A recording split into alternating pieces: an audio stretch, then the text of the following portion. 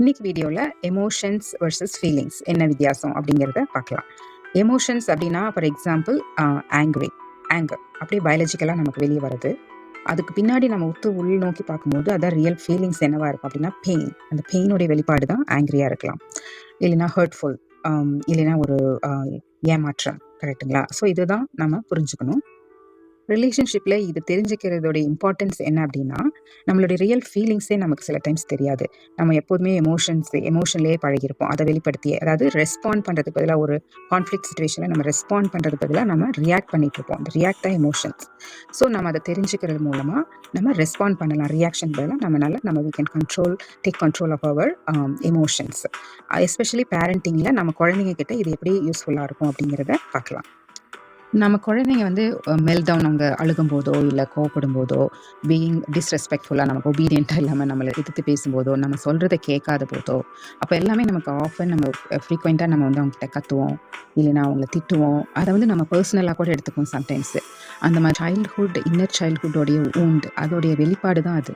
இந்த ட்ரிகர்ஸ் இதெல்லாம் வந்து நம்மளுடைய எமோஷன்ஸை தூண்டும். அவங்க வந்து நம்ம சொல் பேச்சு கேட்கல, அப்புறம் ஆர்கியூ பண்ணுறாங்க நம்ம பேசுகிறதுக்கெல்லாம், அழுகிறதும் கூட நம்மளை ட்ரிகர் பண்ணும். அதுக்கப்புறம் அவங்க சோகமாக இருக்கிறது, இல்லைன்னா டூ மச் ஹாப்பியாக இருக்கிறது கூட நம்மளை ட்ரிகர் பண்ணும்.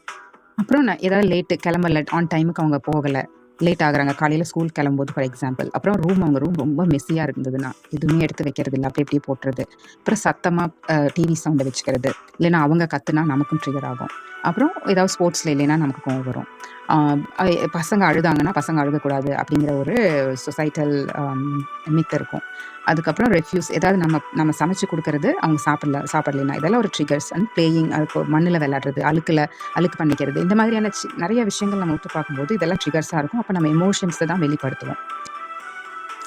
அதுக்கு பின்னாடி அதுக்கு முன்னாடி அந்த எமோஷன்ஸுக்கு பின்னாடி ரியல் ஃபீலிங்ஸ் நம்ம என்ன ஃபீல் பண்ணியிருப்போம் அப்படின்னா, நான் வந்து ஒர்த்லெஸ், நான் ஒரு மேட்டரே கிடையாது, நான் ஒரு ஃபெயிலியர், நான் சொல்கிறதே எதுவுமே மேட்டர் இல்லை, நான் சொல்கிறது என்னை யாருமே பார்க்க மாட்டேங்கிறாங்க அஸ் அ பர்சனாக, எனக்கு பயமாக இருக்குது, ஐ ஃபீல் ஹெல்ப்லெஸ், எனக்கு என்ன பண்ணுறதுனே தெரியல. இதுதான் ஃபீலிங்ஸ் ஆக்சுவலி. ஸோ சின்ன வயசில் இந்த மாதிரி ஃபீலிங்ஸ் தான் நமக்கு உள்ளே ஆயிருக்கும். Please share, like and subscribe. Comment பண்ணுங்கள் வீடியோவில். இந்த கமெண்ட் பண்ணிங்கன்னா நிறைய பேர்த்துக்கு இது யூடியூப் ஆல்கோரிதம் வந்து நிறைய பேர்த்துக்கு கொண்டு போய் சேர்க்கும். Thank you so much. இதனுடைய part 2A real time example பார்க்க மறக்காதீங்க.